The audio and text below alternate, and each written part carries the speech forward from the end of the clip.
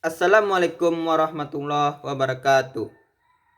Baiklah, saya akan menjawab UAS filologi secara lisan. Yang pertama, manfaat mempelajari filologi bagi keilmuan dan masa depan saya.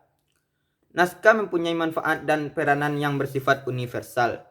Artinya, isi naskah dapat dinikmati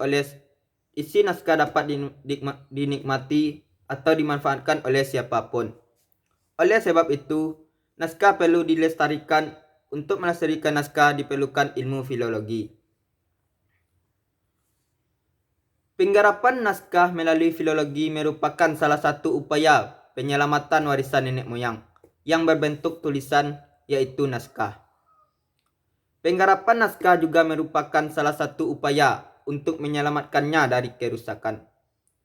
Apabila naskah telah hancur karena umurnya yang sudah tua, akan kesulitan dalam melacak ajaran nenek moyang melalui naskah tersebut. Jika dilacak melalui informan, juga mengetahui secara langsung ajaran-ajaran yang disampaikan dalam bentuk tulisan. Kemungkinan sulit untuk mendapatkan informan itu.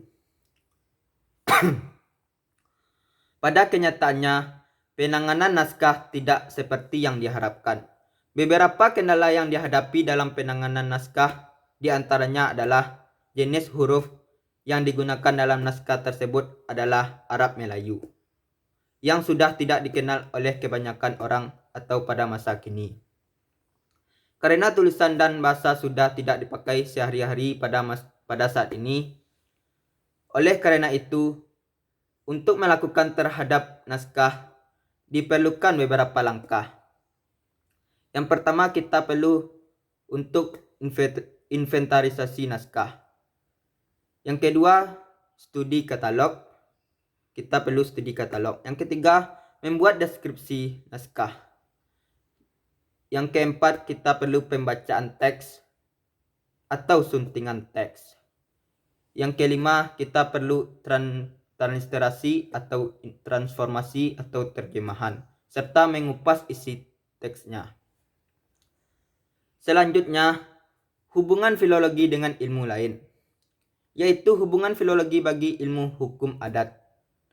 Dalam hal penyediaan teks, banyak naskah Nusantara yang merekam adat istiadat. Ada juga kasnah sastra Nusantara berisi tentang hukum. Dalam kehidupan masyarakat Melayu disebut sebagai undang-undang. Undang-undang yang dimaksud berbeda dengan arti sekarang. Undang-undang pada masyarakat Melayu sebenarnya merupakan adat yang berbentuk dalam masyarakat selama peredaran massa. Bukan peraturan yang seluruhnya dibuat oleh raja sebagai penguasa.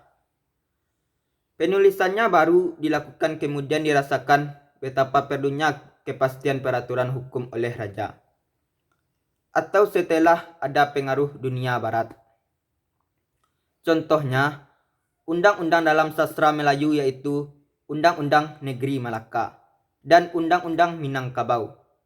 Tersedianya teks-teks semacam itu sangat berguna bagi ilmu adat. Selanjutnya, keinginan dan ekspektasi filolog terhadap ilmu filologi di masa depan. Keinginan saya sebagai seorang filolog untuk kaum muda penerus bangsa agar mempelajari pembelajaran filologi yang kajiannya berupa naskah sangat berperan penting dalam mengembalikan karakter suatu bangsa. Hal ini dikarenakan ilmu filologi berusaha untuk menemukan teks asli atau mendekati asli dan menempatkannya dalam seluruh aspek sejarah suatu bangsa, yaitu dengan cara melakukan penggarapan terhadap naskah. Dengan kata lain, karakter suatu bangsa dapat dibangun dengan cara mengetahui identitas suatu bangsa, dan tidak lepas dari sejarah bangsa yang dapat diungkap melalui proses pembelajaran filologi. Dengan melakukan kegiatan filologi melalui pelestarian dan penggarapan terhadap naskah-naskah kuno, maka akan terungkap nilai-nilai yang terkandung di dalam naskah tersebut, sehingga akan terungkap pula sejarah suatu bangsa. Dengan begitu, dapat terbangun kembali karakter dan terbaca pula masa depan suatu bangsa. Proses dalam pembelajaran filologi atau penggarapan naskah memerlukan ketelitian dan kecermatan dalam membacanya.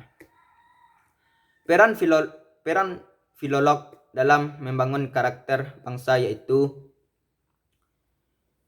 dengan cara menggali nilai-nilai moral dan karakter bangsa melalui penelitian atau penggarapan terhadap naskah-naskah baik yang telah diteliti maupun yang belum dianalisis oleh para filolog.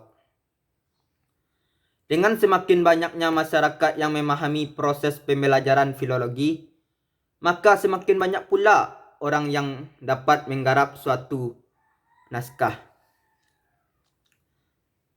Sehingga akan semakin banyak naskah yang diterjemahkan atau ditransliterasikan.